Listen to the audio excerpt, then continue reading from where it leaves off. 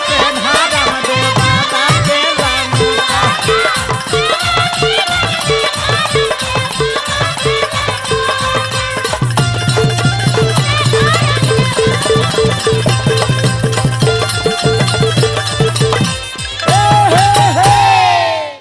हे बबुआ औरतिया का कहतिया हो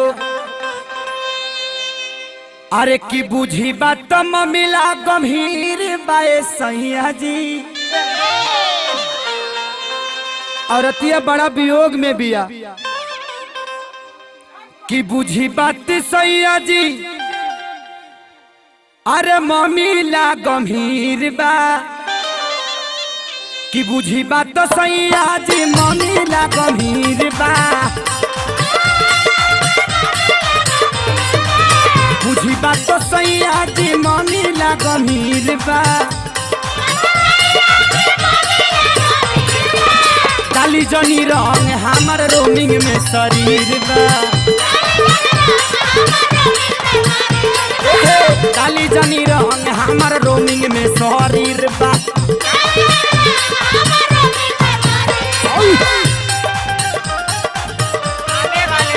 अरे दिया हो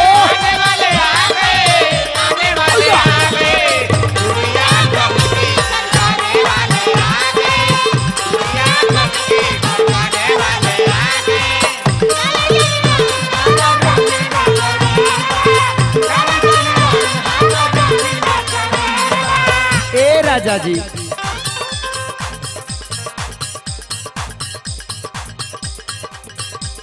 ई रोमिंग का होला रे? रोमिंग ना तू का जानब? हाँ बताओ जल्दी जे रोमिंग होला का? तू का जानब? तारू जानत हो उनका से पूछियो ना। केकरा से? उन्हीं से। केकरा से? ना मन भाई आज ना बतावे तो कूठा फाड़ देंगे, बर्बाद करके छोड़ देंगे। इनको मिन बंद पावे आउट गोइंग चलाता। ए राजा जी असही बीतैता फागुन मन में ही खोलता।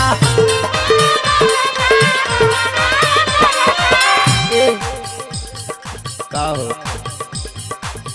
इनको मिन बंद पावे आउट गोइंग चलाता। डाले लो तो राजा फीचा कारी ताहर होलाता।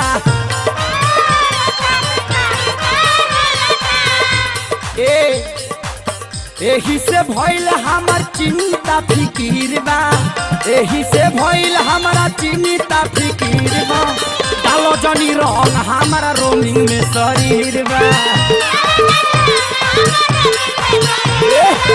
डालो जनी रंग हमारा रोमिंग में शरीर बा।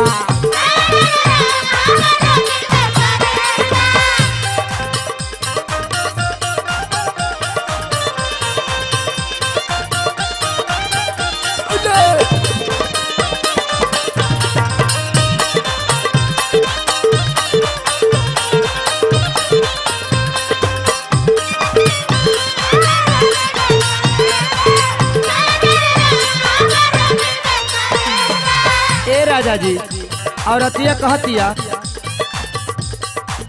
टिप टप करे तो रंग नंबर धारी। रंगवा गुलाब जनी गलिया में माली। ए अंजनी भैया, राम आंगया भैया, ए बुचुल भैया, रतन भैया हो औरतिया बड़ा वियोग में बिया। तोरा रोमिंग बतावे के पर तो मार के कूठा बर्बाद कर दे, बर्बाद। नाती कुछ तो ऊ बर्बाद कर ले, अब तू बर्बाद कर। लेके तू तो साउथिंग खान के लेके माजा मारे कर। नाती हम आज तू का पीरा जानत रहो। बर्बाद करबो करबो बर्बाद। आज भजाए द करे जा, काल से ना जाए, आज भजाए द। ढेर दिन पाइल बनी टिपी टप करब तो रंग नंबर धानी। दूर तनी हट राजा गाल जनी माली।